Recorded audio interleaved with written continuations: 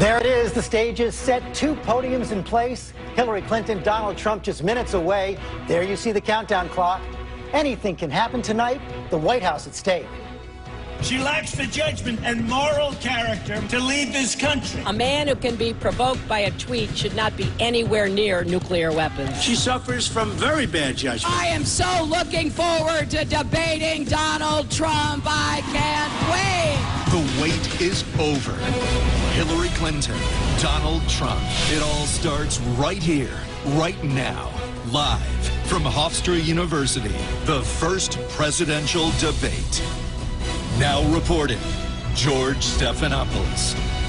Good evening and welcome to the most pivotal moment in the most unpredictable presidential race ever. So much on the line these next 90 minutes, so many of our fellow citizens tuning in, 100 million, maybe more, taking the measure of Hillary Clinton and Donald Trump. It promises to be the most watched political showdown in American history. And as the candidates take that stage tonight, the latest national polls show them locked in a dead heat. Trump winning big with men and white voters. Clinton strong with women, Latinos, and black voters. America's fault lines clearly exposed and exploited in this election. John Carl is in the hall tonight. And John, you know, political scientists debate how much these debates really matter. This race so close right now, so unusual, it's hard to imagine it won't. George, not since John F. Kennedy and Richard Nixon took the stage in the very first presidential debate has the anticipation been so high or the expected audience so large. These candidates will face off for the first time they have been face-to-face since Donald Trump's wedding more than a decade ago. Hillary Clinton has been intensely preparing for weeks. I know that Donald Trump personally asked for videos of Hillary Clinton's previous debates. They both know, George, this could be the single most important moment of this presidential campaign. No question about it right now. And as we take a look at the candidates entering the hall earlier today, there they are coming through the tunnel. David Muir, you know, neither one of these candidates well-liked. Clinton has a massive trust problem. Voters question whether Trump is fit to be commander-in-chief. You're absolutely right, George. They're there to debate one another, but they have a lot of work to do for themselves. Hillary Clinton has got to address this trust issue. It has not gone away for her. And Donald Trump, as you point out, has to demonstrate his fitness to be commander-in-chief, the gravitas, the temperament. He'll have a lot more time for his answers than he did during the primary debates and the first time one-on-one against someone else. And we should point out, George, this number. Our newest ABC News poll shows that 1 in 5 Americans say they could change their minds after tonight's debate. And Martha Raddatz, a lot of those voters right now parked with Gary Johnson and Jill Stein, the third and fourth candidates who will not be on the stage tonight. That's right. A major poll recently showed 1/3 of people under the age of 30 are going with the Libertarian Party or the Green Party, and those are people, millennials, who both of those candidates, Clinton and Trump, want. A lot of dignitaries in the hall tonight. We know that Bill Clinton met Melania Trump earlier this evening. Gracious handshake. They will both be watching that stage tonight. 90 minutes for the debate. It's going to cover 3 broad topics: America's direction, the economy, and national security. The moderator, Lester Holt of NBC News. Good evening from Hofstra University in Hempstead, New York. I'm Lester Holt, anchor of NBC Nightly News. I want to welcome you to the first presidential debate. The participants tonight are Donald Trump and Hillary Clinton. This debate is sponsored by the Commission on Presidential Debates, a nonpartisan, nonprofit organization. The commission drafted tonight's format, and the rules have been agreed to by the campaigns. The 90-minute debate is divided into 6 segments, each 50 minutes long. We'll explore 3 topic areas tonight: achieving prosperity, America's direction, and securing America. At the start of each segment, I will ask the same lead-off question to both candidates, and they will each have up to 2 minutes to respond. From that point until the end of the segment, we'll have an open discussion. The questions are mine and have not been shared with the commission or the campaigns. The audience here in the room has agreed to remain silent so that we can focus on what the candidates are saying. I will invite you to applaud, however, at this moment as we welcome the candidates. Democratic nominee for President of the United States, Hillary Clinton, and Republican nominee for President of the United States, Donald J. Trump.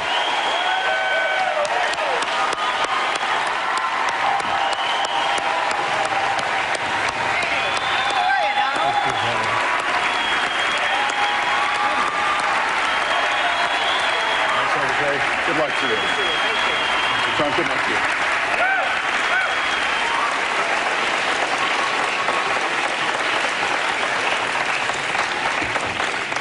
Well, I don't expect us to cover all the issues of this campaign tonight, but I remind everyone there are 2 more presidential debates scheduled. We are going to focus on many of the issues that voters tell us are most important, and we're going to press for specifics. I am honored to have this role, but this evening belongs to the candidates and just as important to the American people. Candidates, we look forward to hearing you articulate your policies and your positions, as well as your visions and your values. So, let's begin. We're calling this opening segment Achieving Prosperity, and central to that is jobs. There are 2 economic realities in America today. There's been a record 6 straight years of job growth, and new census numbers show incomes have increased at a record rate after years of stagnation. However, income inequality remains significant, and nearly half of Americans are living paycheck to paycheck. Beginning with you, Secretary Clinton, why are you a better choice than your opponent to create the kinds of jobs that will put more money into the pockets of American workers? Well, thank you, Lester, and thanks to Hofstra for hosting us. The central question in this election is really what kind of country we want to be and what kind of future we'll build together. Today is my granddaughter's 2nd birthday, so I think about this a lot. First, we have to build an economy that works for everyone, not just those at the top. That means we need new jobs, good jobs, with rising incomes. I want us to invest in you. I want us to invest in your future. That means jobs in infrastructure, in advanced manufacturing, in innovation and technology, clean renewable energy, and small business, because most of the new jobs will come from small business. We also have to make the economy fairer. That starts with raising the national minimum wage and also guarantee, finally, equal pay for women's work. I also want to see more companies do profit sharing. If you help create the profits, you should be able to share in them, not just the executives at the top. And I want us to do more to support people who are struggling to balance family and work.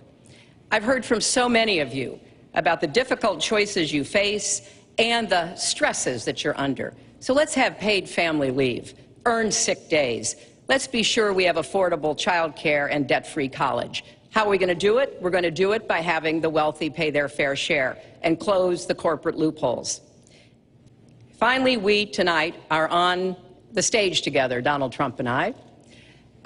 Donald, it's good to be with you. We're going to have a debate where we are talking about the important issues facing our country. You have to judge us. Who can shoulder the immense, awesome responsibilities of the presidency?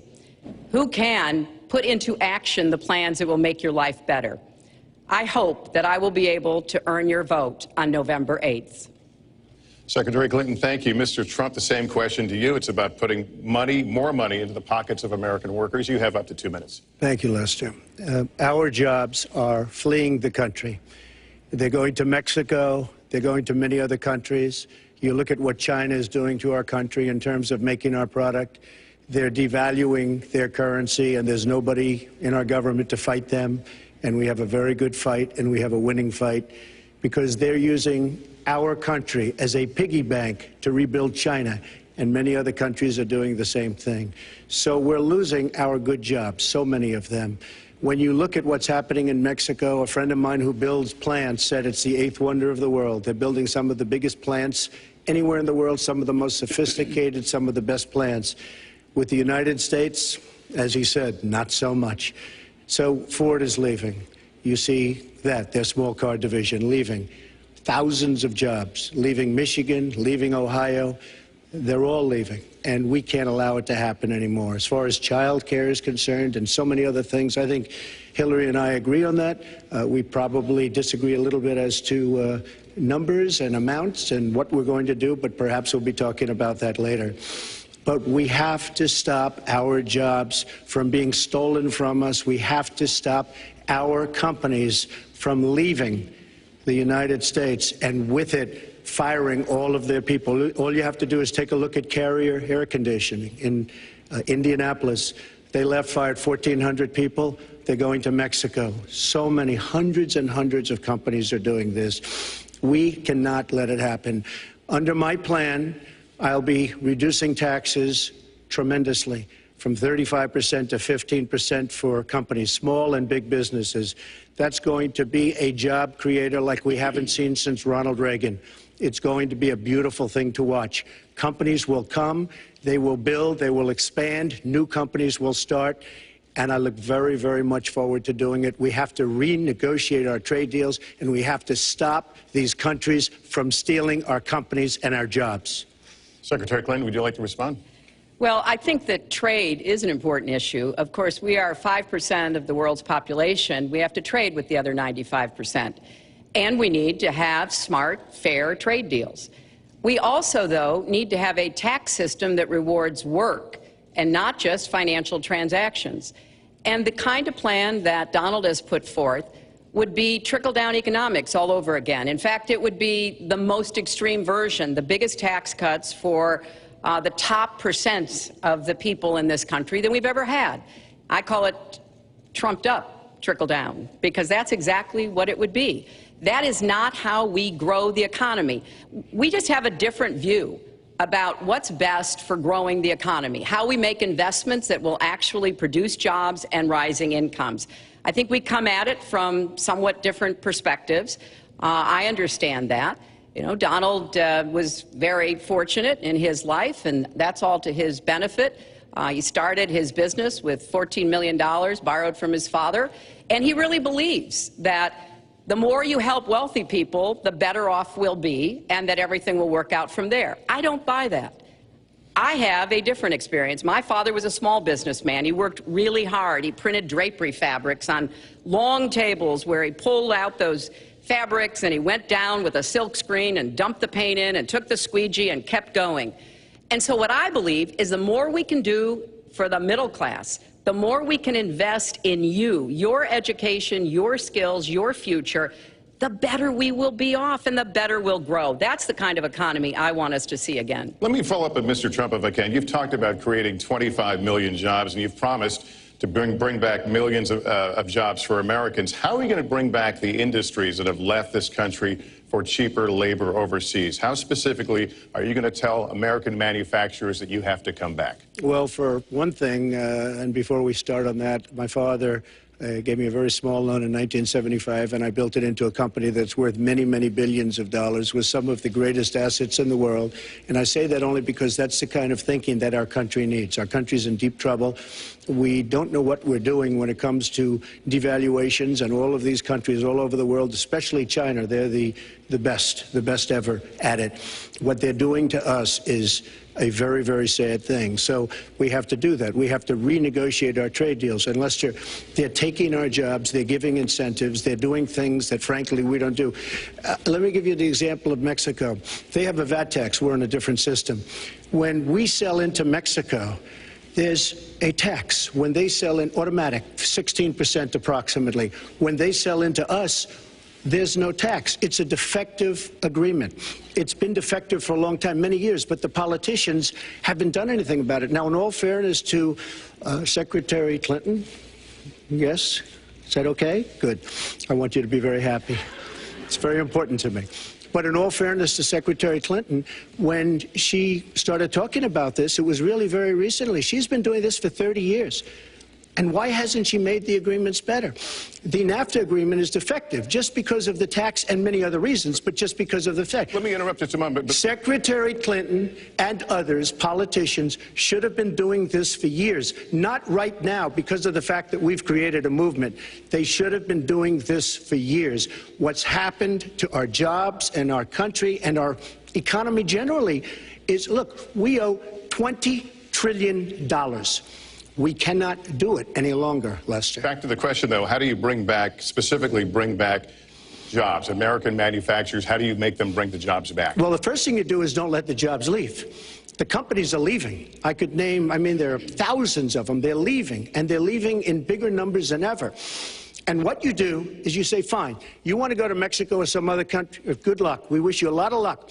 But if you think you're going to make your air conditioners or your cars or your cookies or whatever you make, and bring them into our country without a tax, you're wrong.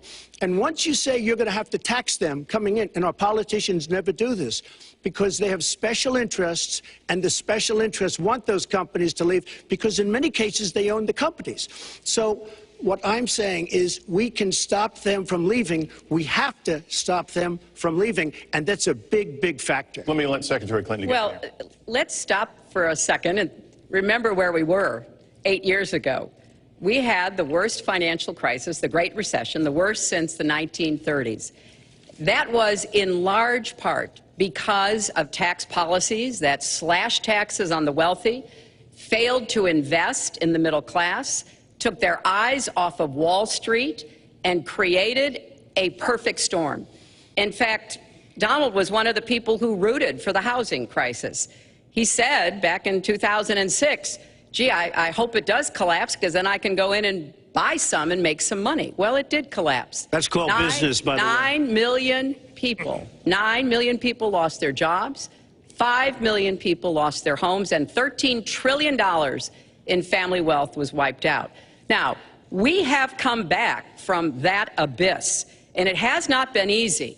So we're now on the precipice of having a potentially much better economy, but the last thing we need to do is to go back to the policies that failed us in the first place.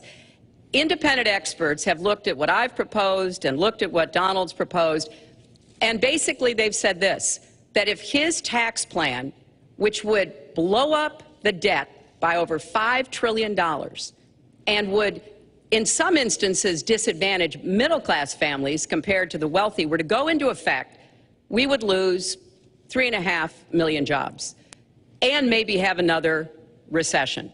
They've looked at my plans and they've said, okay, if we can do this, and I intend to get it done, we will have 10 million more new jobs, because we will be making investments where we can grow the economy. Take clean energy.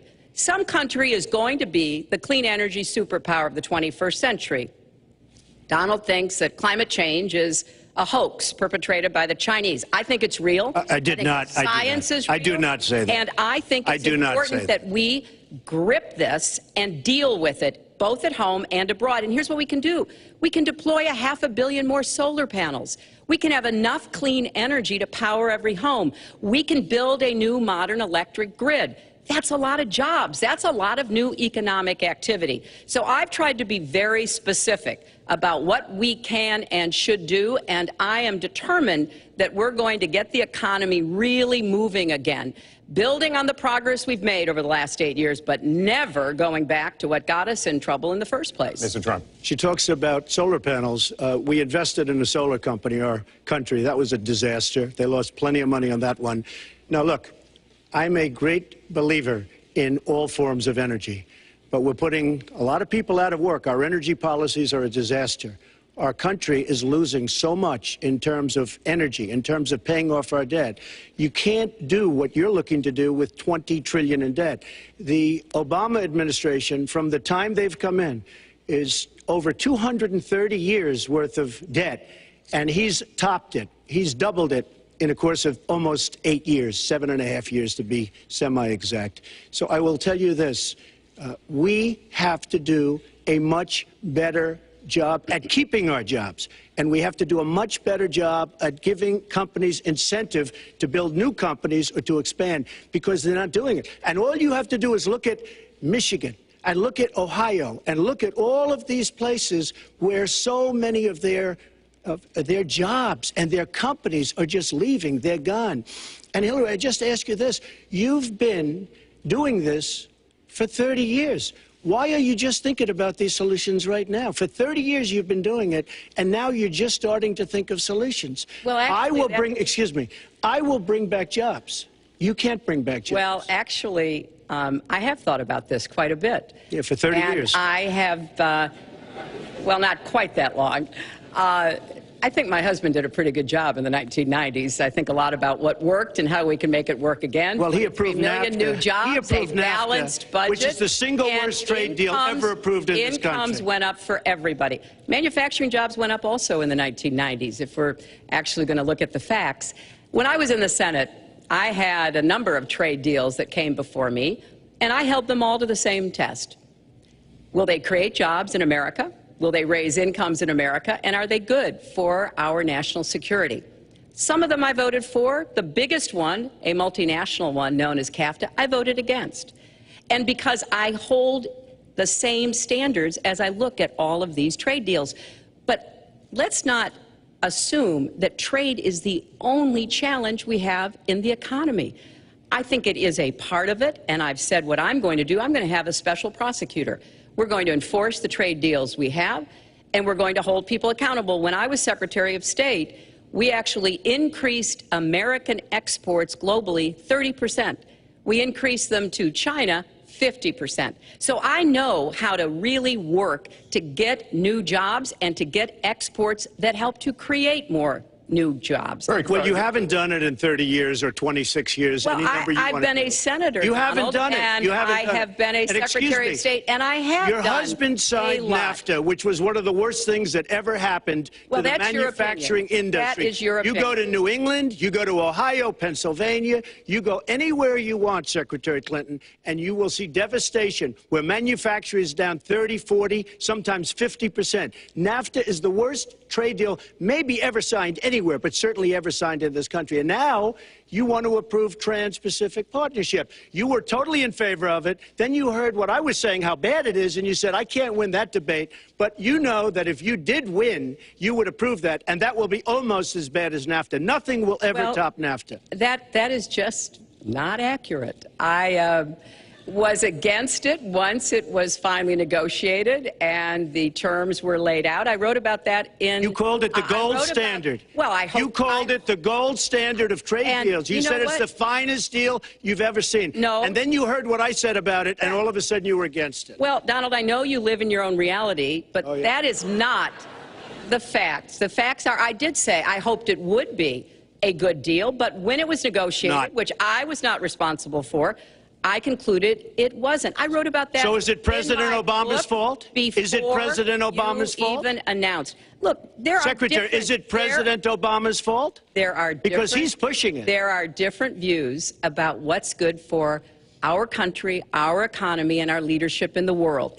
And I think it's important to look at what we need to do to get the economy going again. That's why I said new jobs with rising incomes, investments, not in more tax cuts that would add $5 trillion to the debt. But you have no plan.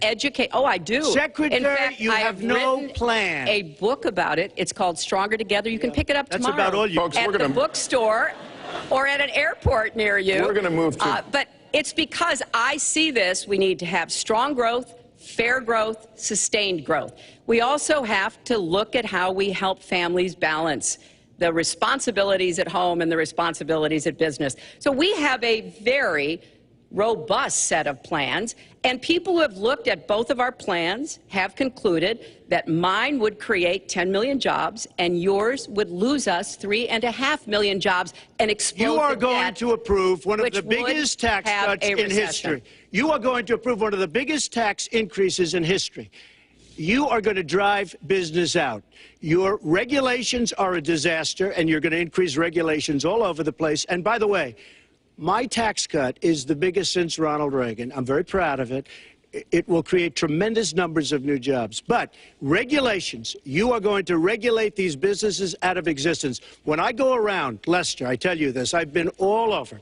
And when I go around, despite the tax cut, the things that business and people like the most is the fact that I'm cutting regulation. You have regulations on top of regulations, and new companies cannot form, and old companies are going out of business, and you want to increase the regulations and make them even worse. I'm going to cut regulations, but I'm going to cut taxes big league, and you're going to raise taxes big league. End of story. Let me get you to pause right there, because we're going to move into the next segment. We're going to talk taxes. That can't be left Please to stand. Please take 30 seconds. I kind of assumed that there would be a lot of these charges and claims. And so we have taken the homepage of my website, HillaryClinton.com, and we've turned it into a fact checker. So if you want to see in real time what the facts are, please go and take a look. Because and take a look at mine also, and you'll see. Not add a penny to the debt. and your plans would add $5 trillion to the debt. What I have proposed would cut regulations and streamline them for small businesses. What I have proposed would be paid for by raising taxes on the wealthy because they have made all the gains in the economy. And I think it's time that the wealthy and corporations paid their fair share to support this country. You just opened the next segment. Well, look, could I just finish? I think I should. I'm going to give you go a to her chance right here. website, and you take a look at her website. She's going to raise taxes $1.3 trillion. Mr. Trump, and look at her website. You know what? It's no different than this. She's telling us how to fight ISIS. Just go to her website. She tells you how to fight ISIS on her website. I don't think General Douglas MacArthur would like that too much. The next segment, we're continuing the subject of... Well, at least I have a plan to fight ISIS. No, you're telling the enemy everything you want to do. No, we're not. See, you're telling the enemy everything you want to do. No wonder you've been fighting. No wonder you've been fighting ISIS your entire adult life. Folks, go to the fact checkers, get to work. You are unpacking a lot here, and we're still on the issue of achieving prosperity. And I want to talk about taxes. The fundamental difference between the two of you concerns the wealthy. Secretary Clinton, you're calling for a tax increase in the wealthiest Americans. I'd like you to further defend that. And Mr. Trump, you're calling for tax cuts for the wealthy. I'd like you to defend that. And this next 2-minute answer goes to you, Mr. Trump. Well, I'm really calling for major jobs because the wealthy are going to create tremendous jobs. They're going to expand their companies. They're going to do a tremendous job. I'm getting rid of the carried interest provision. And if you really look, it's not a tax. It's really not a great thing for the wealthy. It's a great thing for middle class. It's a great thing for companies to expand. And when these people are going to put billions and billions of dollars into companies, and when they're going to bring $2.5 trillion back from overseas, where they can't bring the money back because politicians like Secretary Clinton won't allow them to bring the money back because the taxes are so onerous and the bureaucratic red tape. So what is so bad? So what they're doing is they're leaving our country, and they're, believe it or not, leaving because taxes are too high and because some of them have lots of money outside of our country, and instead of bringing it back and putting the money to work because they can't work out a deal to, and everybody agrees it should be brought back, instead of that, they're leaving our country to get their money because they can't bring their money back into our country because of bureaucratic red tape, because they can't get together, because we have a president that can't sit them around a table and get them to approve something. And here's the thing. Republicans and Democrats agree that this should be done. $2.5 trillion. I happen to think it's double that. It's probably $5 trillion that we can't bring into our country, Lester. And with a little leadership, you'd get it in here very quickly, and it could be put to use on the inner cities and lots of other things, and it would be beautiful. But we have no leadership. And honestly, that starts with Secretary Clinton. All right, you have 2 minutes on the same question to defend tax increases on the wealthiest Americans, Secretary Clinton. I have a feeling that by the end of this evening, I'm going to be blamed for everything that's ever happened. Why not? Why not? Yeah, why not? You know, just join the debate by saying more crazy things.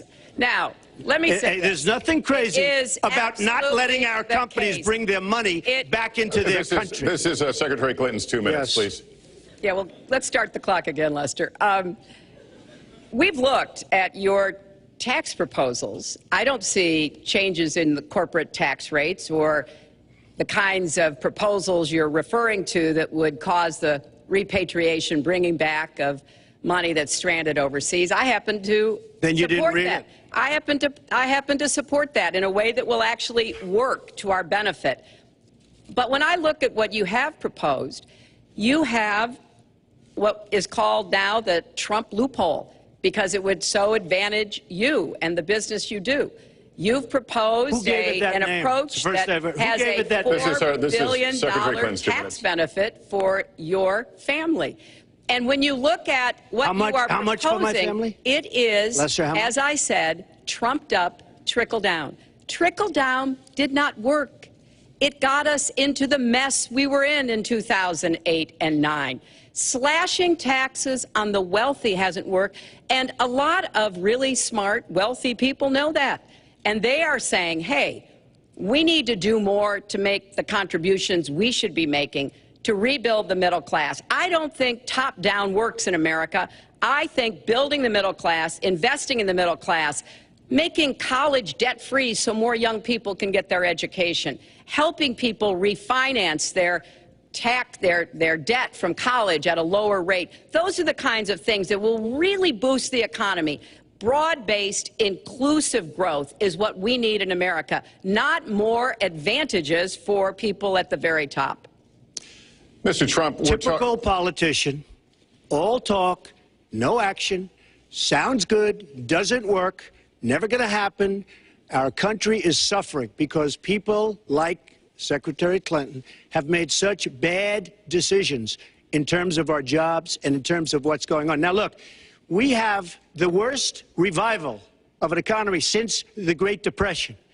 And believe me, we're in a bubble right now. And the only thing that looks good is the stock market. But if you raise interest rates even a little bit, that's going to come crashing down. We are in a big, fat, ugly bubble. And we better be awfully careful. And we have a Fed that's doing political things. This Janet Yellen of the Fed is doing political by keeping the interest rates at this level.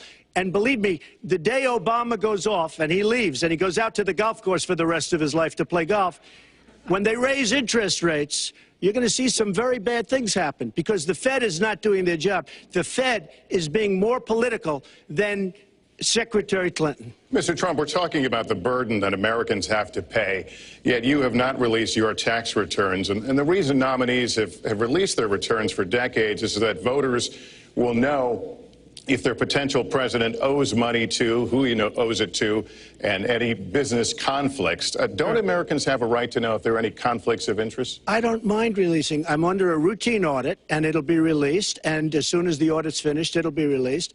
But you will learn more about Donald Trump by going down to the federal elections, where I filed a 104-page, essentially financial statement of sorts, the forms that they have. It shows income. In fact, the income, I just looked today, the income is filed at $694 million for this past year. $694 million. If you would have told me I was going to make that 15 or 20 years ago, I would have been very surprised. But that's the kind of thinking that our country needs. When we have a country that's doing so badly, that's being ripped off by every single country in the world, it's the kind of thinking that our country needs because everybody... Lester, we have a trade deficit with all of the countries that we do business with of almost $800 billion a year. You know what that is? That means who's negotiating these trade deals? We have people that are political hacks negotiating our trade deals. The IRS has an audit of your taxes. You're perfectly free to release your taxes during an audit. And so the question, does the public's right to know outweigh your personal... Well, I told you, I will release them as soon as the audit. Look, I've been under audit almost for 15 years. I know a lot of wealthy people that have never been audited. I said, do you get audited? I get audited almost every year. And in a way, I should be complaining. I'm not even complaining. I don't mind it. It's almost become a way of life. I get audited by the IRS, but other people don't. I will say this. We have a situation in this country that has to be taken care of. I will release my tax returns against my lawyer's wishes. When she releases her 33,000 emails that have been deleted, as soon as she releases them, I will release my tax returns. And that's against my lawyers. They say, don't do it. I will tell you this. No, in fact, watching shows, reading the papers, almost every lawyer says, you don't release your returns until the audit's complete. When the audit's complete, I'll do it. But I would go against them if she releases her email. So it's negotiable? It's not negotiable. No, let her release the email. Why did she delete 33,000? Well, I'll let her ask that, but let me just admonish the audience one more time. There was an agreement. We did ask you to be silent, so it would be helpful for us. Secretary Clinton. Well, I think you've just seen another example of bait and switch here. For 40 years, everyone running for president has released their tax returns. You can go and see nearly, I think, 39, 40 years of our tax returns, but everyone has done it. We know the IRS has made clear there is no prohibition on releasing it when you're under audit. So you've got to ask yourself, why won't he release his tax returns? And I think there may be a couple of reasons. First, maybe he's not as rich as he says he is. Second, maybe he's not as charitable as he claims to be. Third, we don't know all of his business dealings, but we have been told through investigative reporting that he owes about $650 million to Wall Street and foreign banks. Or maybe he doesn't want the American people, all of you watching tonight, to know that he's paid nothing in federal taxes, because the only years that anybody's ever seen were a couple of years when he had to turn them over to state authorities when he was trying to get a casino license, and they showed he didn't pay any federal income tax. So if he's paid zero, that means zero for troops, zero for vets, zero for schools or health. And I think probably he's not all that enthusiastic about having the rest of our country see what the real reasons are, because it must be something really important, even terrible, that he's trying to hide. And the financial disclosure statement, they don't give you the tax rate. They don't give you all the details that tax returns would. And it just seems to me that this is something that the American people deserve to see, and I have no reason to believe that he's ever going to release his tax returns, because there's something he's hiding. And we'll guess. We'll keep guessing at what it might be that he's hiding. But I think the question is, were he ever to get near the White House, what would be those conflicts? Who does he owe money to? Well, he owes you the answers to that, and he should provide them. He also raised the issue of your emails. Do you want to respond to that? I do. You know, I made a mistake using a private email. That's for sure. And if I had to do it over again, I would obviously do it differently. But I'm not going to make any excuses. It was a mistake, and I take responsibility for that. Mr. Trump? That was more than a mistake. That was done purposely, okay? That was not a mistake. That was done purposely. When you have your staff taking the Fifth Amendment, taking the Fifth, so they're not prosecuted. When you have the man that set up the illegal server taking the Fifth, I think it's disgraceful. And believe me, this country thinks it's disgraceful. It really thinks it's disgraceful also. As far as my tax returns, you don't learn that much from tax returns, that I can tell you. You learn a lot from financial disclosure. And you should go down and take a look at that. The other thing, I'm extremely underleveraged. The report that said 650, which, by the way, a lot of friends of mine that know my business said, boy, that's really not a lot of money. It's not a lot of money relative to what I had. The buildings that were in question, they said in the same report, which was, actually, it wasn't even a bad story, to be honest with you, but the buildings are worth $3.9 billion. And the 650 isn't even on that. But it's not 650. It's much less than that. But I could give you a list of banks. I would, if that would help you, I would give you a list of banks. These are very fine institutions, very fine banks. I could do that very quickly. I am very underleveraged. I have a great company. I have a tremendous income. And the reason I say that is not in a braggadocious way. It's because it's about time that this country had somebody running it that has an idea about money. When we have $20 trillion in debt and our country's a mess. You know, it's one thing to have $20 trillion in debt and our roads are good and our bridges are good and everything's in great shape. Our airports are like from a third world country. You land at LaGuardia, you land at Kennedy, you land at LAX, you land at Newark, and you come in from Dubai and Qatar and you see these incredible, you come in from China, you see these incredible airports, and you land, we've become a third world country. So, the worst of all things has happened. We owe $20 trillion, and we're a mess. We haven't even started. And we've spent $6 trillion in the Middle East, according to a report that I just saw, whether it's 6 or 5, but it looks like it's 6. $6 trillion in the Middle East. We could have rebuilt our country twice. And it's really a shame. And it's politicians like Secretary Clinton that have caused this problem. Our country has tremendous problems. We're a debtor nation, we're a serious debtor nation, and we have a country that needs new roads, new tunnels, new bridges, new airports, new schools, new hospitals, and we don't have the money because it's been squandered on so many of your ideas. Let you and respond maybe and we'll because you haven't paid any federal income tax for a lot of years. And the other thing I think is important it would be squandered too, believe me. If your main claim to be President of the United States is your business, then I think we should talk about that.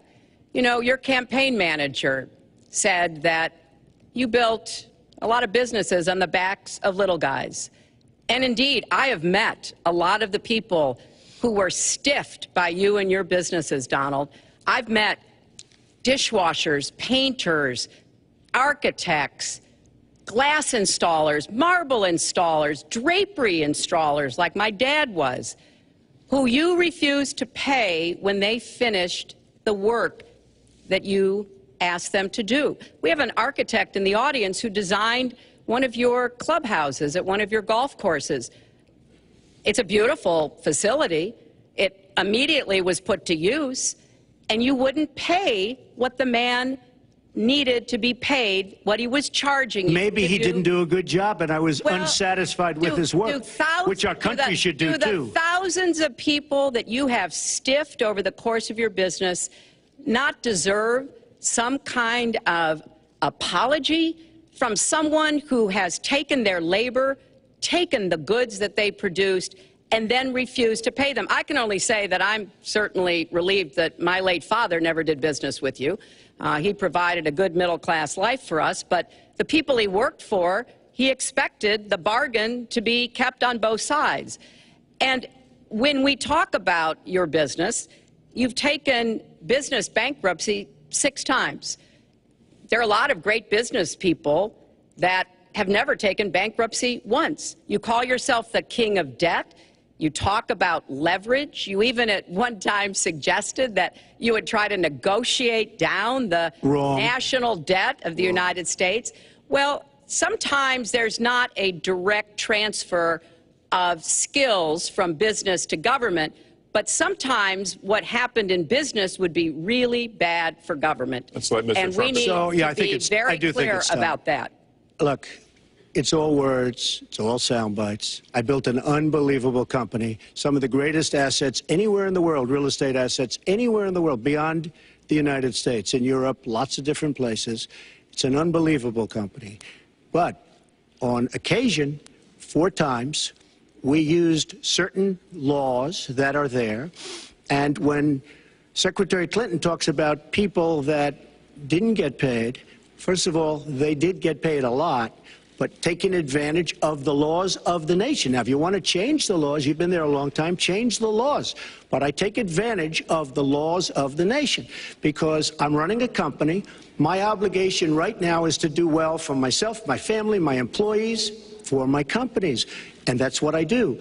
But what she doesn't say is the tens of thousands of people that are unbelievably happy and that love me. I'll give you an example.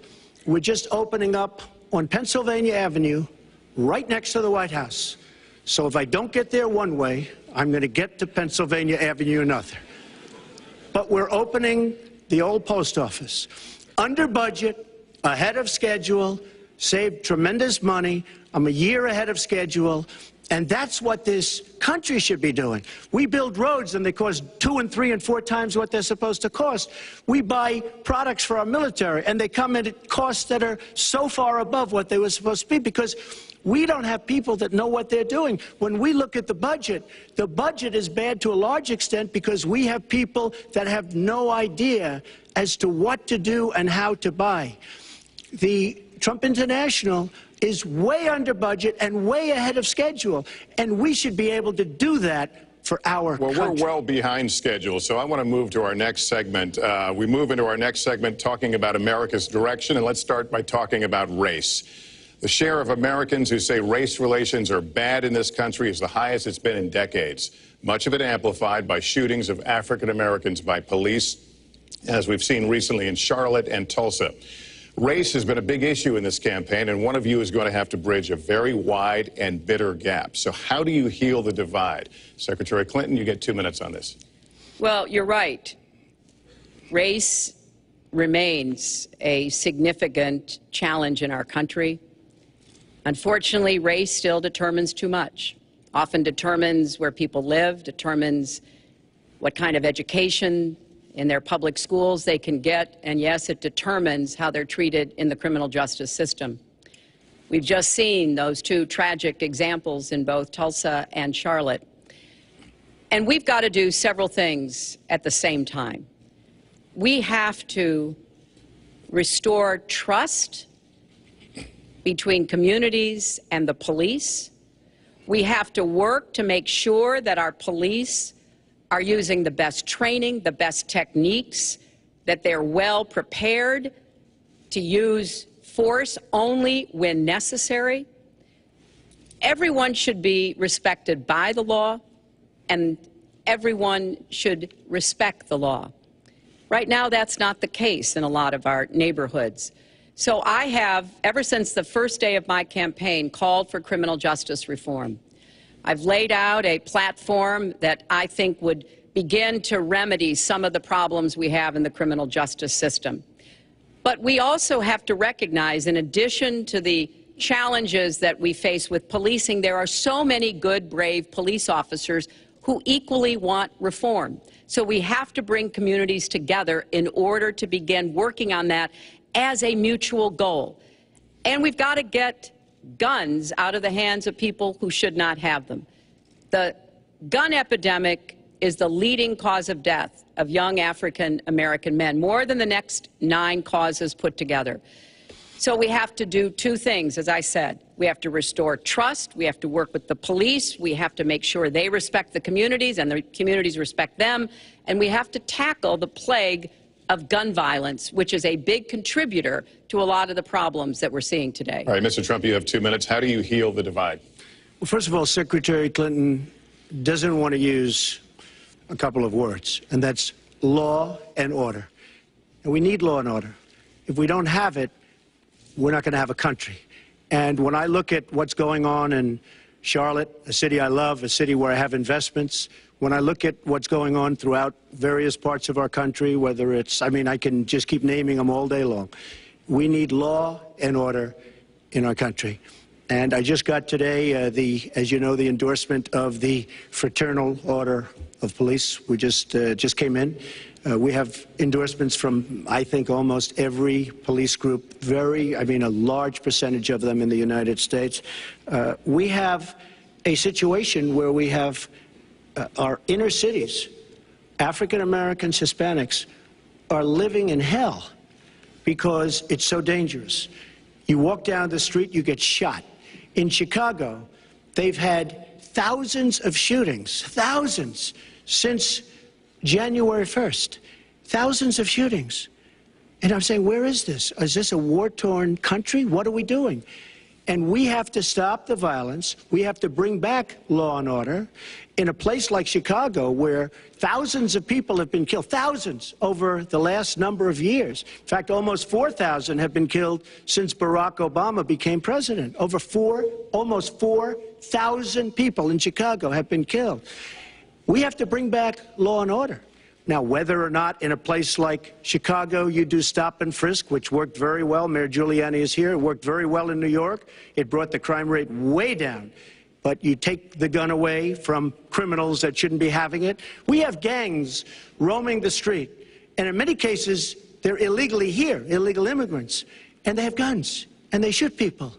And we have to be very strong, and we have to be very vigilant. We have to know what we're doing.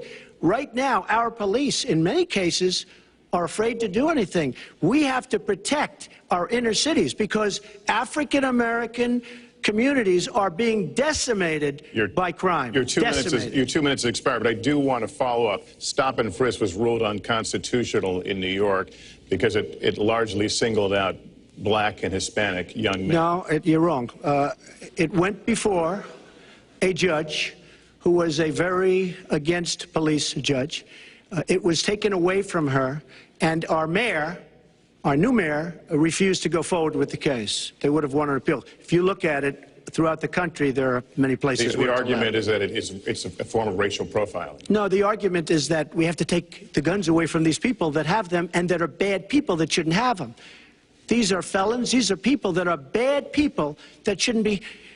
When you have 3,000 shootings in Chicago from January 1st, when you have 4,000 people killed in Chicago by guns from the beginning of the presidency of Barack Obama, his hometown, you have to have stop and frisk. You need more police. You need a better community relation. You don't have good community relations in Chicago. It's terrible. I have property there. It's terrible what's going on in Chicago. But when you look, and Chicago's not the only, you go to Ferguson, you go to so many different places. You need better relationships. I agree with Secretary Clinton on this. You need better relationships between the communities and the police, because in some cases it's not good. But you look at Dallas, where the relationships were really studied. The relationships were really a beautiful thing. And then 5 police officers were killed one night very violently. So there's some bad things going on, some really bad things. Secretary Clinton, but we need, Lester, we need law and order. And we need law and order in the inner cities, because the people that are most affected by what's happening are African American and Hispanic people. And it's very unfair to them what our politicians are allowing to happen. Secretary Clinton. Well, I've heard Donald say this at his rallies, and it's really unfortunate that he paints such a dire, negative picture of black communities in our country. You know, the vibrancy of the black church, the black businesses that employ so many people, the opportunities that so many families are working to provide for their kids. There's a lot that we should be proud of and we should be supporting and lifting up. But we do always have to make sure we keep people safe. There are the right ways of doing it, and then there are ways that are ineffective. Stop and frisk was found to be unconstitutional, and in part because it was ineffective.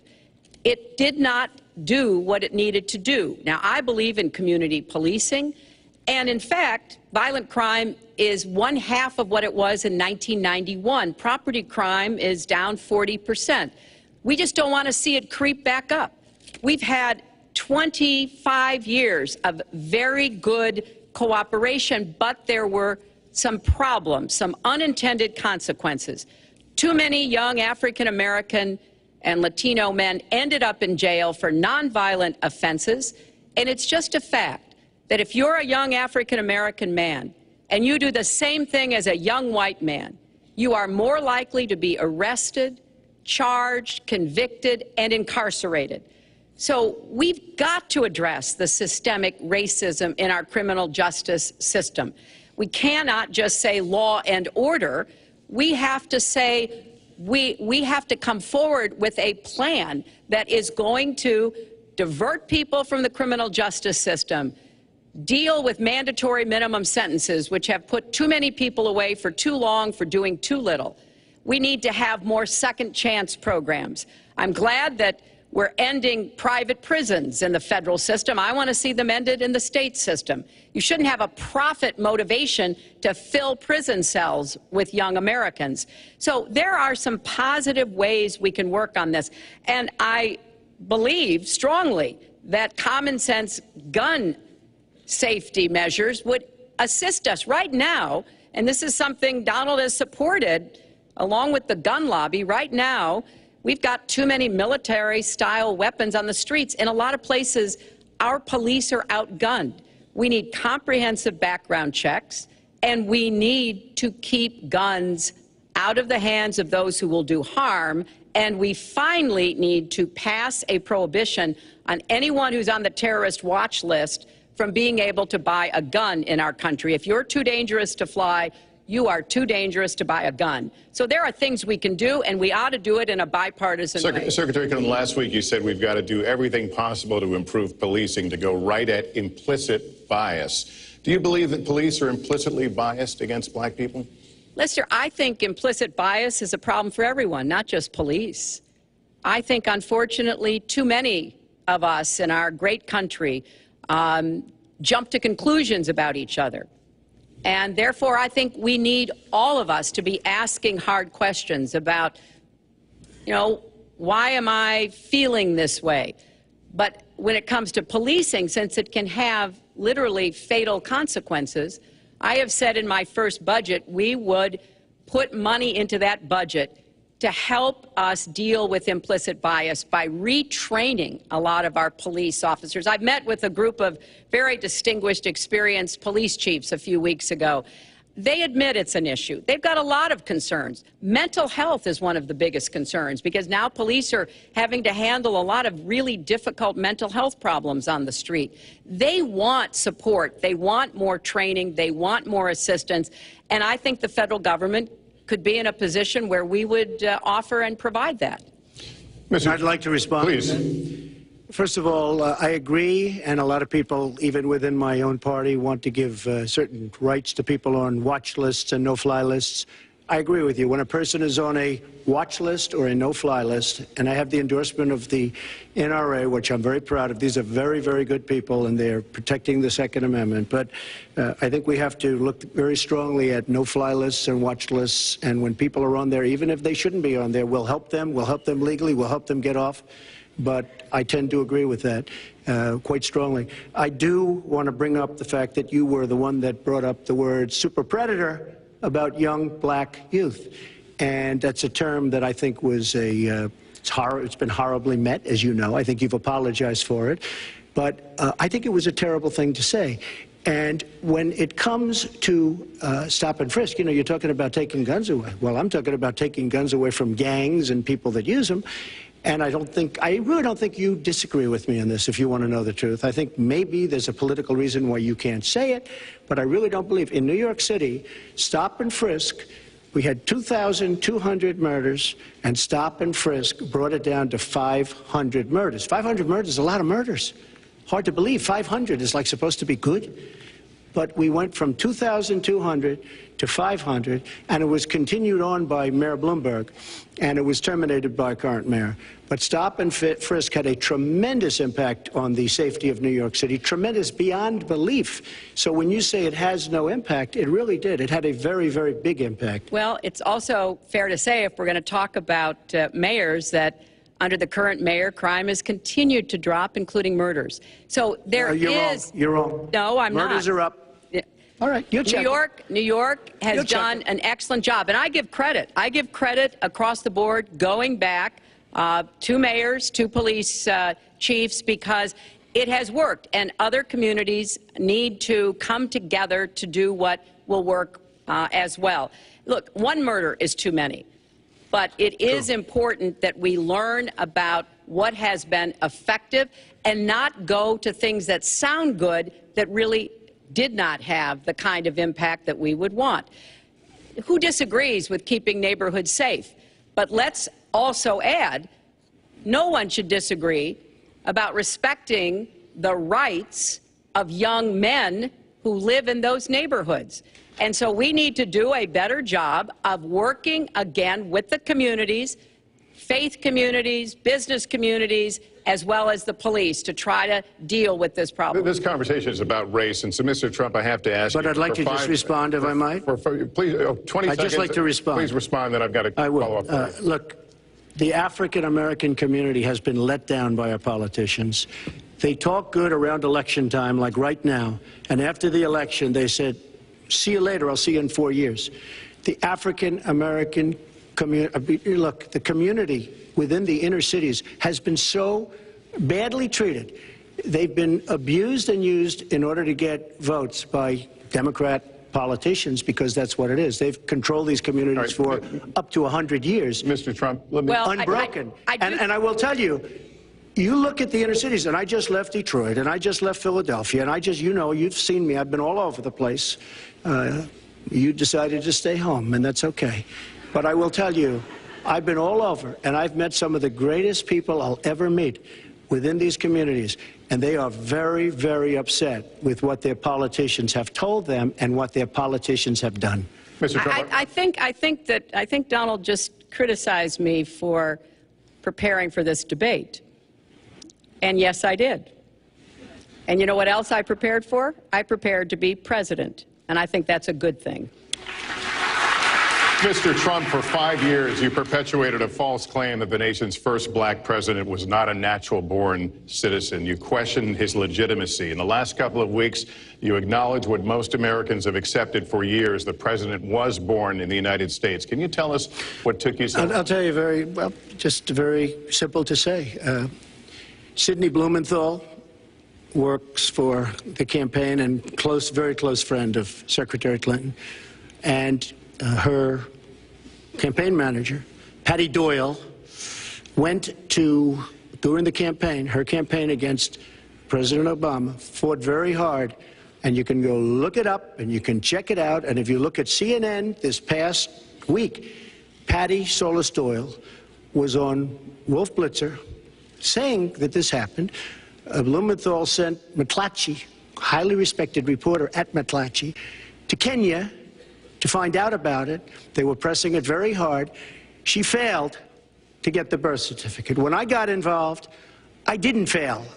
I got him to give the birth certificate. So I'm satisfied with it, and I'll tell you why I'm satisfied with it. That was because I want to get on to defeating ISIS, because I want to get on to creating jobs, because I want to get on to having a strong border, because I want to get on to things that are very important to me and that are very important to the country. I will let you respond. That's important, but I just want to get the answer here.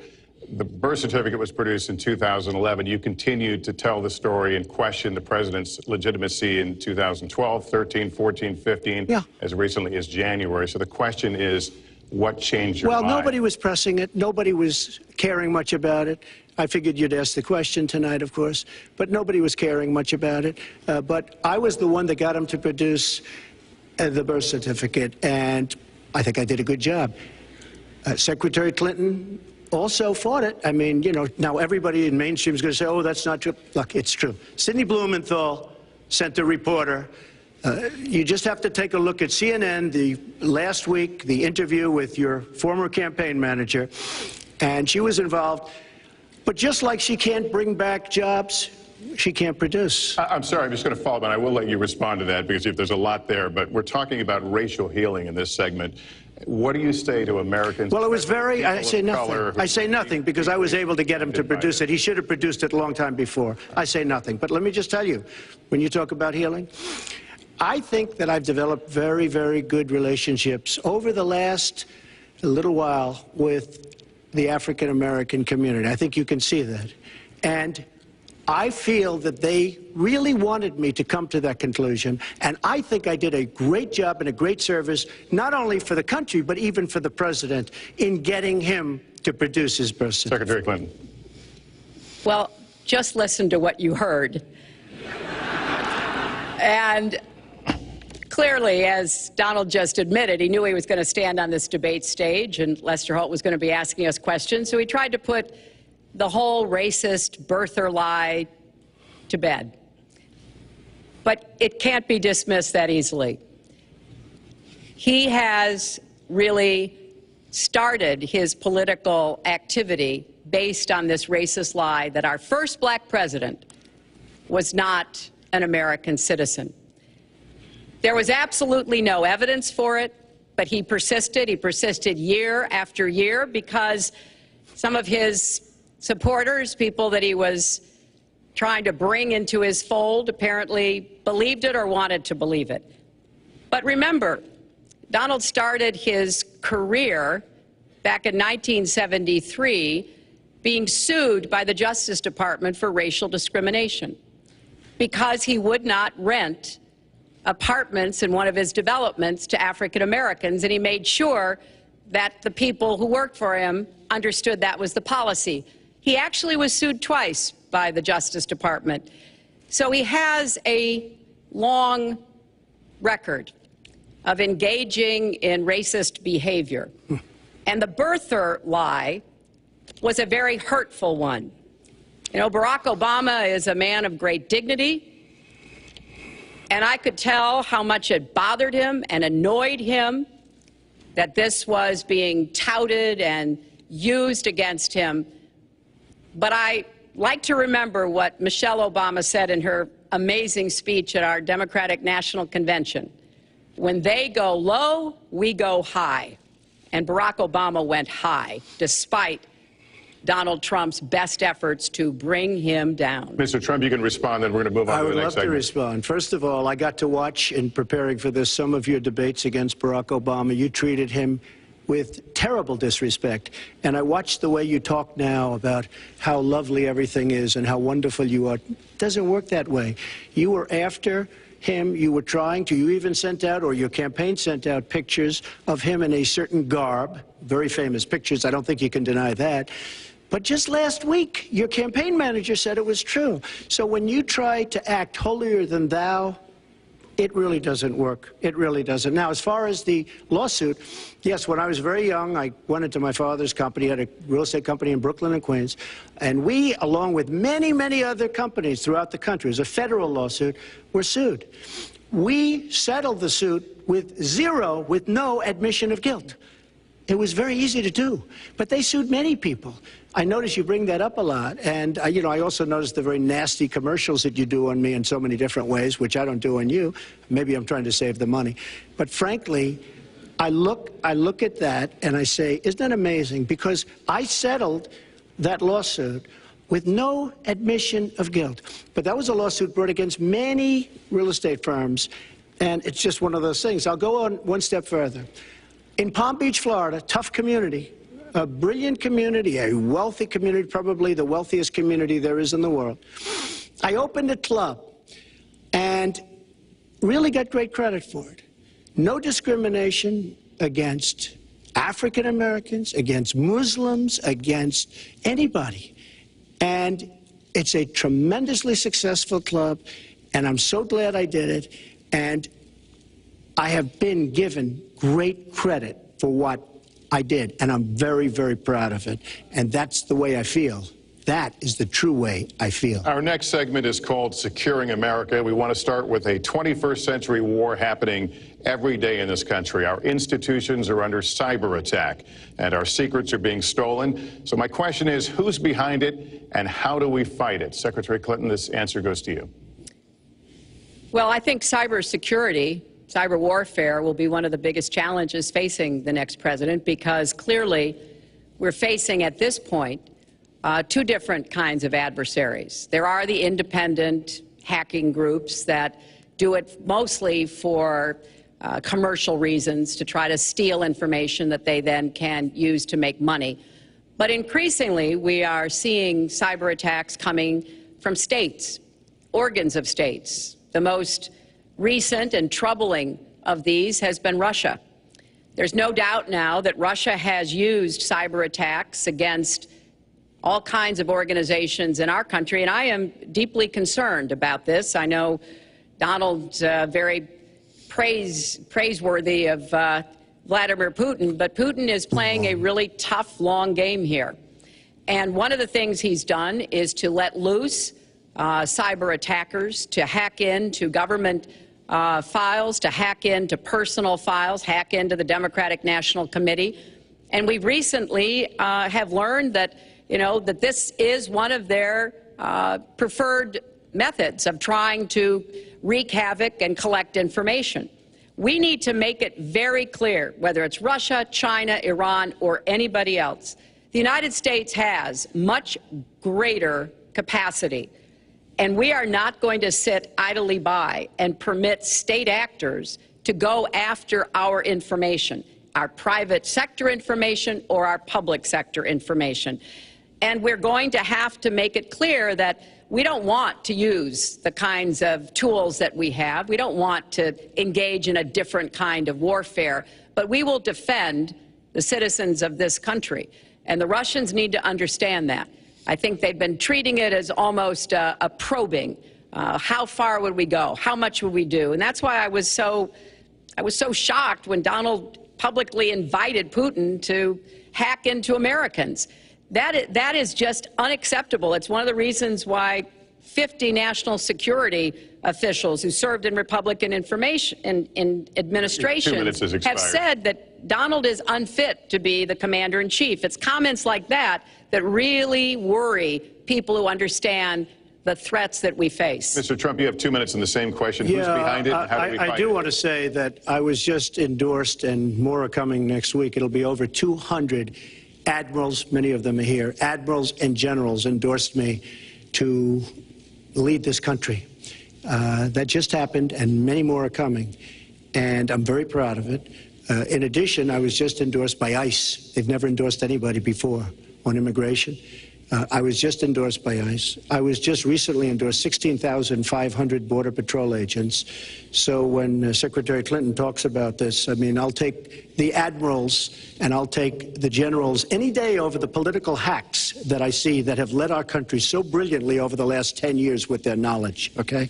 Because look at the mess that we're in. Look at the mess that we're in. As far as the cyber, I agree to parts of what Secretary Clinton said.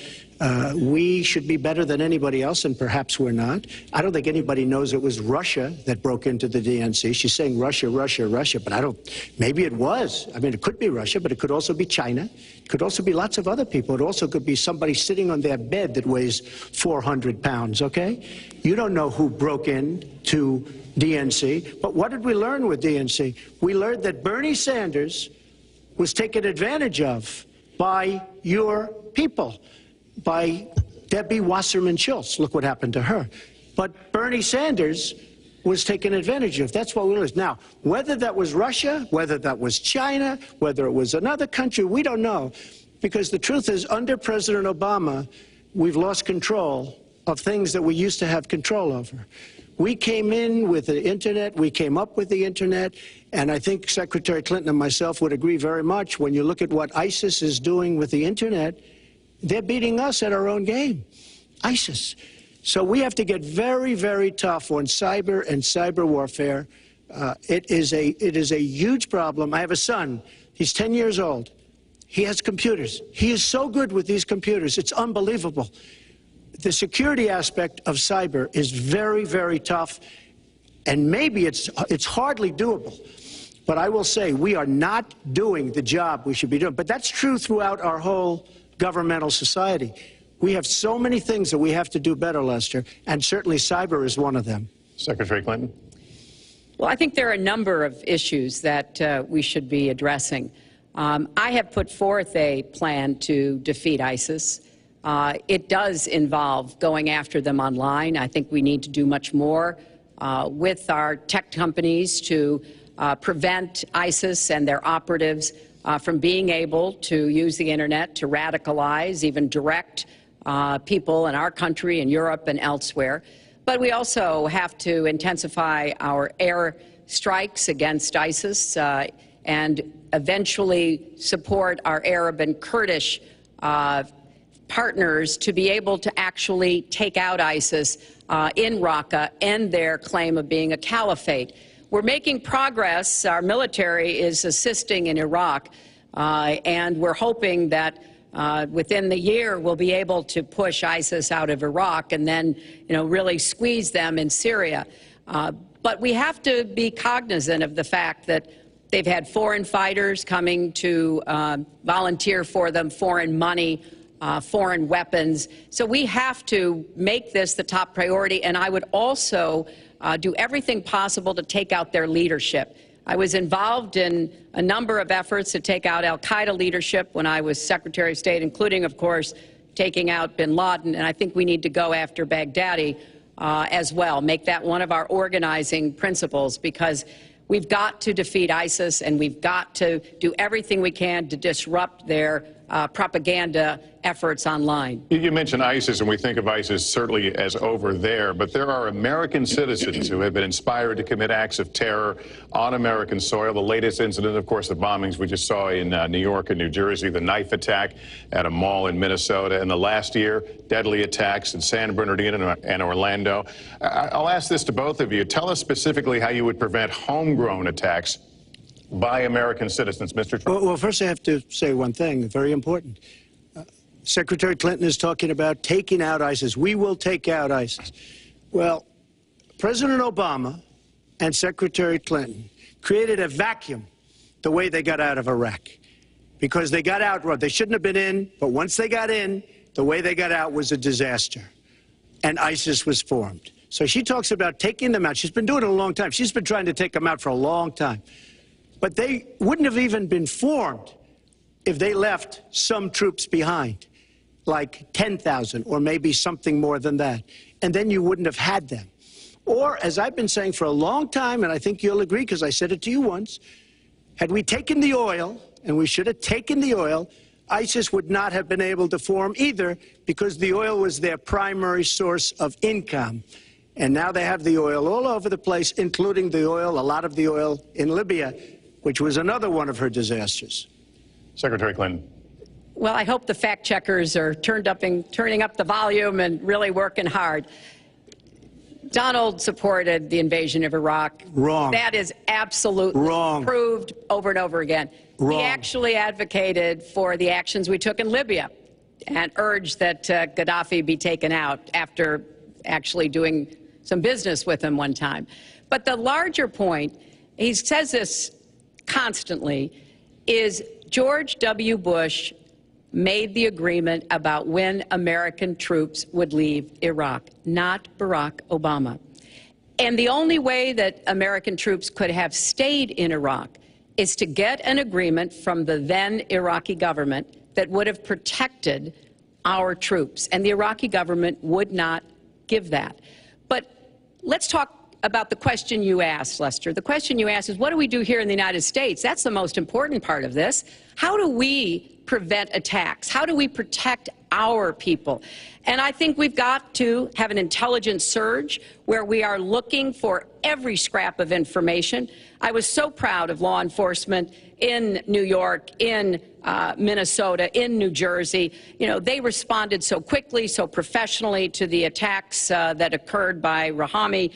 And they brought him down. And we may find out more information because he is still alive, which may prove to be an intelligence benefit. So we've got to do everything we can to vacuum up intelligence from Europe, from the Middle East. That means we've got to work more closely with our allies. And that's something that Donald has been very dismissive of. We're working with NATO, the longest military alliance in the history of the world, to really turn our attention to terrorism. We're working with our friends in the Middle East, many of which, as you know, are Muslim-majority nations. Donald has consistently insulted Muslims abroad, Muslims at home, when we need to be cooperating with Muslim nations and with the American Muslim community. They're on the front lines. They can provide information to us that we might not get anywhere else. They need to have close working cooperation with law enforcement in these communities, not be alienated and pushed away, as some of Donald's rhetoric, unfortunately, has led to. Mr. Well, I'd have to respond. Please respond. The Secretary said very strongly about working with. We've been working with them for many years. And we have the greatest mess anyone's ever seen. You look at the Middle East, it's a total mess. Under your direction to a large extent. But you look at the Middle East, you started the Iran deal. That's another beauty, where you have a country that was ready to fall. I mean, they were doing so badly. They were choking on the sanctions, and now they're going to be actually probably a major power at some point pretty soon, the way they're going. But when you look at NATO, I was asked on a major show, what do you think of NATO? Now, you have to understand, I'm a business person. I did really well, but I have common sense. And I said, well, I'll tell you, I haven't given lots of thought to NATO, but two things. Number one, the 28 countries of NATO, many of them aren't paying their fair share. Number two, and that bothers me because we should be, yes, we're defending them, and they should at least be paying us what they're supposed to be paying by treaty and contract. And number two, I said, and very strongly, NATO could be obsolete because, and I was very strong on this, and it was actually covered very accurately in the New York Times, which is unusual for the New York Times, to be honest. But I said they do not focus on terror. And I was very strong, and I said it numerous times. And about 4 months ago, I read on the front page of the Wall Street Journal that NATO is opening up a major terror division. And I think that's great. And I think we should get, because we pay approximately 73% of the cost of NATO. It's a lot of money to protect other people. But I'm all for NATO. But I said they have to focus on terror also. And they're going to do that. And that was, believe me, I'm sure I'm not going to get credit for it, but that was largely because of what I was saying and my criticism of NATO. I think we have to get NATO to go into the Middle East with us, in addition to surrounding nations, and we have to knock the hell out of ISIS, and we have to do it fast. When ISIS formed in this vacuum created by Barack Obama and Secretary Clinton, and believe me, You were the ones that took out the troops. Not only that, you named the day. They couldn't believe it. They sat back probably and said, well, I can't believe it. They said, no, wait a minute. We've covered when this round. When they formed, this is something that never should have happened.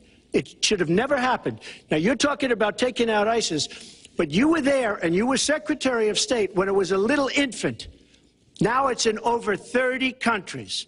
And you're going to stop them? I don't think so. Mr. Trump, a lot of these are judgment questions. You had supported the war in Iraq before the invasion. What makes your judgment? I did not support the war in Iraq. 2002. That is a mainstream media nonsense put out by her because she, frankly, I think the best person in her campaign is mainstream media. My question is, since you would you like to hear? Why is your I was against the war. Wait a minute. I was against the war in Iraq, just so you put it out. The record shows otherwise. The record does not show that. Why is your judgment? The record shows that I'm right. When I did an interview with Howard Stern, very lightly, first time anyone's asked me that, I said, very lightly, I don't know, maybe, who knows, essentially.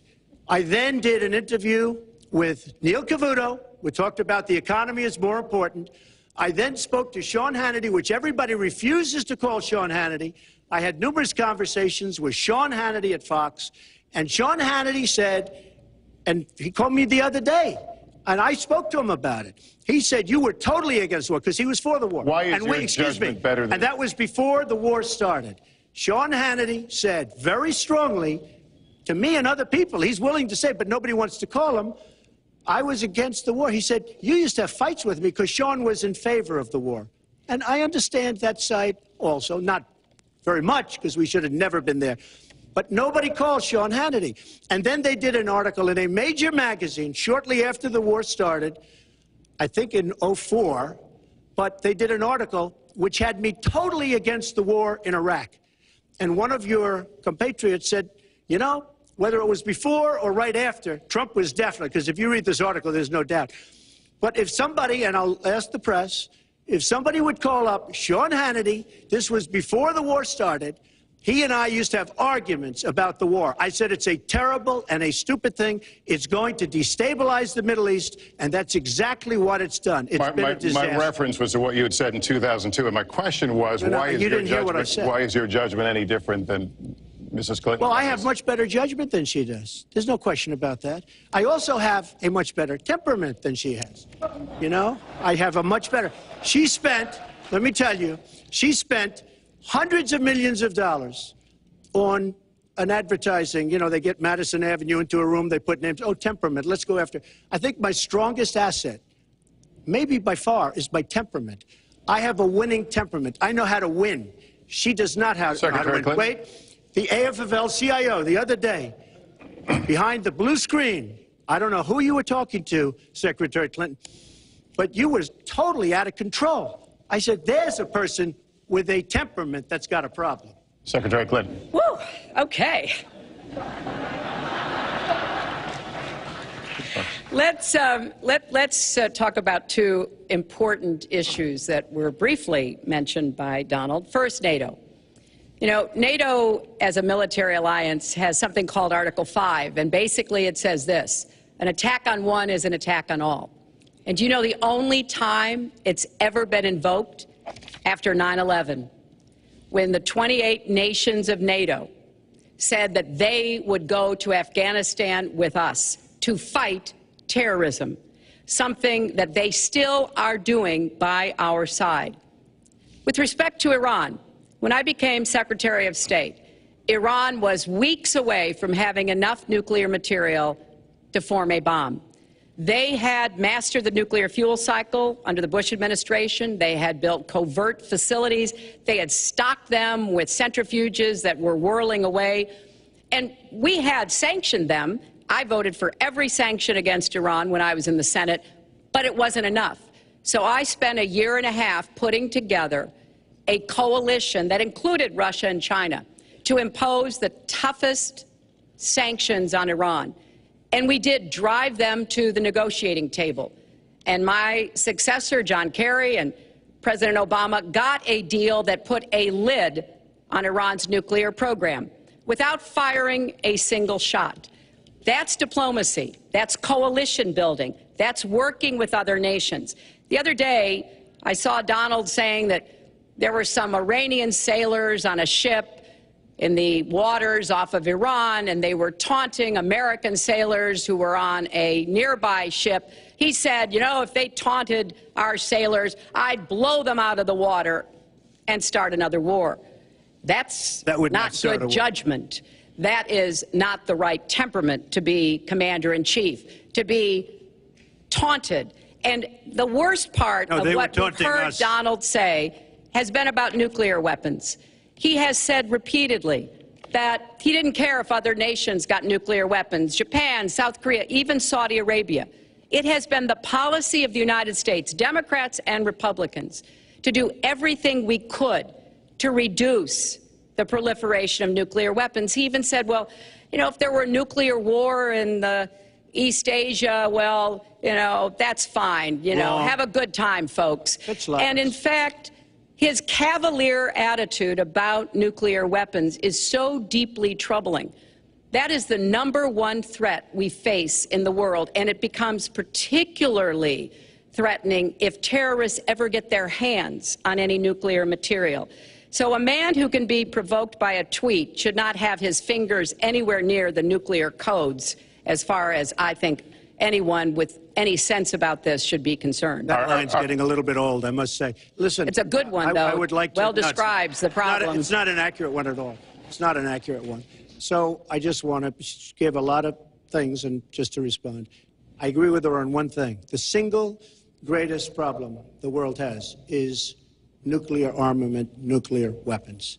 Not global warming like you think and your president thinks. Nuclear is the single greatest threat. Just to go down the list, we defend Japan, we defend Germany, we defend South Korea, we defend Saudi Arabia, we defend countries. They do not pay us what they should be paying us because we are providing tremendous service and we're losing a fortune. That's why we're losing. We lose on everything. I say, who makes these? We lose on everything. Well, I said that it's very possible that if they don't pay a fair share, because this isn't 40 years ago where we could do what we're doing. We can't defend Japan, a behemoth selling us cars by the million. We need to move on. Wait, but it's very important. All I said was they may have to defend themselves or they have to help us out. We're a country that owes $20 trillion. They have to help us out. As far as the nuclear is concerned, I agree. It is the single greatest threat that this country has. Which leads my next question as we enter our last segment here still on the subject of securing America. On nuclear weapons, President Obama reportedly considered changing the nation's longstanding policy on first use. Do you support the current policy? Mr. Trump, you have 2 minutes on that. Well, I have to say that, you know, for what Secretary Clinton was saying about nuclear with Russia, she's very cavalier in the way she talks about various countries. But Russia's been expanding. They have a much newer capability than we do. We have not been updating from the new standpoint. I looked the other night, I was seeing B-52s. They're old enough that your father, your grandfather could be flying them. We are not keeping up with other countries. I would like everybody to end it, just get rid of it, but I would certainly not do first strike. I think that once the nuclear alternative happens, it's over. At the same time, we have to be prepared. I can't take anything off the table because you look at some of these countries. You look at North Korea. We're doing nothing there. China should solve that problem for us. China should go into North Korea. China is totally powerful as it relates to North Korea. And by the way, another one powerful is the worst deal I think I've ever seen negotiated that you started is the Iran deal. Iran is one of their biggest trading partners. Iran has power over North Korea. And when they made that horrible deal with Iran, they should have included the fact that they do something with respect to North Korea. And they should have done something with respect to Yemen and all these other places. And when asked to Secretary Kerry, why didn't you do that? Why didn't you add other things into the deal? One of the great giveaways of all time, including $400 million in cash. Nobody's ever seen that before. That turned out to be wrong. It was actually $1.7 billion in cash. Obviously, I guess, for the hostages, it certainly looks that way. So you say to yourself, why didn't they make the right deal? This is one of the worst deals ever made by any country in history. The deal with Iran will lead to nuclear problems. All they have to do is sit back 10 years, and they don't have to do much, and they're going to end up getting nuclear. I met with Bibi Netanyahu the other day. Believe me, he is not a happy camper. All right, Mrs. Clinton, Secretary Clinton, you have 2 minutes. Let me start by saying words matter. Words matter when you run for president, and they really matter when you are president. And I want to reassure our allies in Japan and South Korea and elsewhere that we have mutual defense treaties, and we will honor them. It is essential that America's word be good. And so I know that this campaign has caused some questioning and some worries on the part of many leaders across the globe. I've talked with a number of them. But I want to, on behalf of myself, and I think on behalf of a majority of the American people, say that, our word is good. It's also important that we look at the entire global situation. There's no doubt that we have other problems with Iran, but personally I'd rather deal with the other problems having put that lid on their nuclear program than still to be facing that. And Donald never tells you what he would do. Would he have started a war? Would he have bombed Iran? If he's going to criticize a deal that has been very successful in giving us access to Iranian facilities that we never had before, then he should tell us what his alternative would be. But it's like his plan to defeat ISIS. He says it's a secret plan, but the only secret is that he has no plan. So we need to be more precise in how we talk about these issues. People around the world follow our presidential campaigns so closely, trying to get hints about what we will do. Can they rely on us? Are we going to lead the world with strength and in accordance with our values? That's what I intend to do. I intend to be a leader of our country that people can count on, both here at home and around the world, to make decisions that will further peace and prosperity, but also stand up to bullies, whether they're abroad or at home. We cannot let those who would try to destabilize the world, to interfere with American interests and security, to be given any opportunities at all. Lester, one thing I'd like to say. Very quickly. I will go very quickly, but I will tell you that Hillary will tell you to go to her website and read all about how to defeat ISIS, which she could have defeated by never having it, get going in the first place. Right now, it's getting tougher and tougher to defeat them because they're in more and more places, more and more states, more and more nations. Mr. Trump. And it's a big problem. And as far as Japan is concerned, I want to help all of our allies. But we are losing billions and billions of dollars. We cannot be the policeman of the world. We cannot protect countries all over the world where they're not paying us what we need. We have just a few final questions. She doesn't say that because she's got no business ability. We need heart. We need a lot of things. But you have to have some basic ability.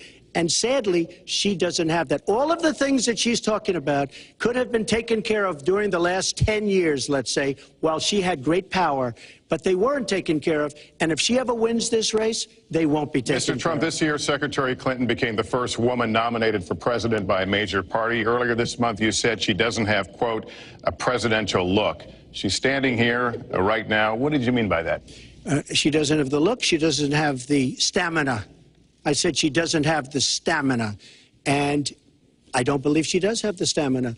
To be president of this country, you need tremendous stamina. The quote was, I just don't think she has a presidential look. Wait a minute, Leslie, you asked me a question. Did you ask me a question? You have to be able to negotiate our trade deals. You have to be able to negotiate, that's right, with Japan, with Saudi Arabia. I mean, can you imagine we're defending Saudi Arabia, and with all of the money they have, we're defending them and they're not paying? All you have to do is speak to them. Wait, you have so many different things you have to be able to do, and I don't believe that Hillary has the stamina. Let's let her respond. Well, as soon as he travels to 112 countries and negotiates a peace deal, a ceasefire, a release of dissidents, an opening of new opportunities in nations around the world, or even spends 11 hours testifying in front of a congressional committee, he can talk to me about stamina. The world, let me tell you, Hillary has experience, but it's bad experience. We have made so many bad deals during the last, so she's got experience, that I agree, but it's bad experience. Whether it's the Iran deal that you're so in love with, where we gave them $150 billion back, whether it's the Iran deal, whether it's anything you can name, you almost can't name a good deal. I agree. She's got experience, but it's bad experience. And this country can't afford to have another 4 years of that kind of experience. We are at the final question. One thing, Lester, is, you know, he tried to switch from looks to stamina. But this is a man who has called women pigs, slobs, and dogs, and someone who has said pregnancy is an inconvenience to employers, who has said women don't deserve equal pay unless they do as good a job as men. And one of the worst things he said was about a woman in a beauty contest. He loves beauty contests, supporting them and hanging around them. And he called this woman Miss Piggy. Then he called her Miss Housekeeping because she was Latina. Donald, she has a name. Where did you find her name is Alicia Machado. Where did you find and her? she has become a U.S. citizen, and you can bet she's going to vote this November. Okay, good. Let me just tell you. Mr. Trump, just take 10 seconds, and then we're going to have the final question. Hillary is hitting me with tremendous commercials. Some of it said in entertainment. Some of it said somebody who's been very vicious to me, Rosie O'Donnell. I said very tough things to her, and I think everybody would agree that she deserves it, and nobody feels sorry for her. But you want to know the truth? I was going to say something extremely rough to Hillary, to her family, and I said to myself, I can't do it. I just can't do it. It's inappropriate. It's not nice. But she spent hundreds of millions of dollars on negative ads on me, many of which are absolutely untrue. They're untrue and they're misrepresentations. And I will tell you this, Lester, it's not nice, and I don't deserve that. But it's certainly not a nice thing that she's done. It's hundreds of millions of ads, and the only gratifying thing is I saw the polls come in today, and with all of that money, over $200 million is spent, and I'm either winning or tied, and I've spent practically nothing. One of you will not win this election. So my final question to you tonight, are you willing to accept the outcome as the will of the voters? Secretary Clinton? Well, I support our democracy. And sometimes you win, sometimes you lose. But I certainly will support the outcome of this election. And I know Donald's trying very hard to plant doubts about it, but I hope the people out there understand this election's really up to you. It's not about us so much as it is about you and your families and the kind of country and future you want. So I sure hope you will get out and vote as though your future depended on it, because I think it does. Mr. Trump, very quickly, the same question. Will you accept the outcome as the will of the voters? I want to make America great again. We are a nation that is seriously troubled. We're losing our jobs. People are pouring into our country. The other day, we were deporting 800 people, and perhaps they passed the wrong button, they pressed the wrong button, or perhaps, worse than that, it was corruption. But these people that we were going to deport for good reason ended up becoming citizens. And it was 800, and now it turns out it might be 1,800, and they don't even know. Will you accept Look, the outcome here's of the the story. I want to make America great again.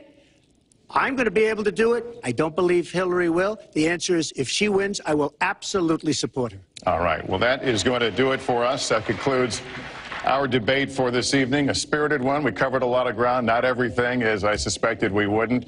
The next presidential debates are scheduled for October 9th at Washington University in St. Louis and October 19th at the University of Nevada, Las Vegas. The conversation will continue.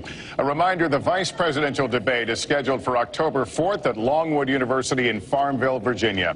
My thanks to Hillary Clinton and to Donald Trump and to Hofstra University for hosting us tonight. Good night, everyone. And there you have it. It ended on a moment of agreement, and there is the handshake. They both agreed to accept the results of the election, but boy, for the 90 minutes before that, it was a debate on every big issue, starting with the economy. Donald Trump went after Hillary Clinton on the issue of trade, on the issue of need for change in Washington. As the debate went on, she went on offense on the issue of his tax returns, his business experience, and that big issue of whether or not he perpetuated the birther issue on President Obama. We see the families coming up to the stage right now. I want to bring in Matthew Dowd. As I said, it did seem like Donald Trump started out strong, but had to answer a lot of charges over the course of that debate. A very, very feisty prize fight that I thought Donald Trump won the first few rounds of this, but she won this on points. When you take a look at the audience that she was talking to, which was both undecided voters and her partisans that she needed to motivate more and become more enthusiastic, I think she achieved both those ends. I don't think Donald Trump lost any numbers out of this among his base. I think he appealed to them. He certainly didn't grow. So on points, no knockout, but on points, she won this. You saw him doubling down on a number of issues. Byron Pitts, you're going through some of the facts here. Let's walk through the facts on what that significant exchange on birther. George, Trump tried to make the argument that Hillary Clinton started the birther movement, saying that President Obama was born in Kenya. He went on for several minutes making the case. But, George, every legitimate fact-checking source has said that's not true. So we've come to the judgment here at ABC News that statement by Trump is false. Didn't resemble the truth at all. He didn't hesitate at all. He didn't, George, and he took a new turn with it. And in fact, in trying to say that it was Hillary Clinton who started this 8 years ago, which you have just fact-checked, Byron, and so have many other organizations, he then went to say, though, she failed to get the birth certificate. When I got involved, I didn't fail. I got him to give the birth certificate, so I'm satisfied with it. And when the moderator, Lester Holt, then pressed him and said, even after you got the birth certificate, why did you continue to perpetuate this question for several more years? He didn't answer that question about what it was that changed his mind. Lester Holt, we heard him try twice on that point, didn't get an answer. But what was extraordinary, George, is he just did not back down on the most fact-checked thing in his campaign, did not back down at all, stayed on point with that. Same goes on Iraq. He said he did not support the invasion of Iraq. And fact checkers have said there is no solid public information hearing from Donald Trump that he actually was against the invasion of Iraq. There are a couple of nuanced statements, but nothing solidly against the invasion. We're seeing the Clintons stay there on the stage. I want to go to John Carlos in the hall right now. Can't see what's happened with Donald Trump. Is he still on the stage there, John Carlos? And pick up on this whole idea of Donald Trump doubling down on all of the big issues. Not a lot of moderation there, although he did pick several issues where he said he agreed with Hillary Clinton on the big signature issues he's talked about. He stayed with the policies he brought to this debate. But George, the cheers you were hearing was Bill Clinton getting up on the stage, and he's up there, as you can see, with Hillary Clinton. Look, I think you saw two different Donald Trumps in this debate. For the first 45 minutes or so, you saw what I thought was his most substantive, serious policy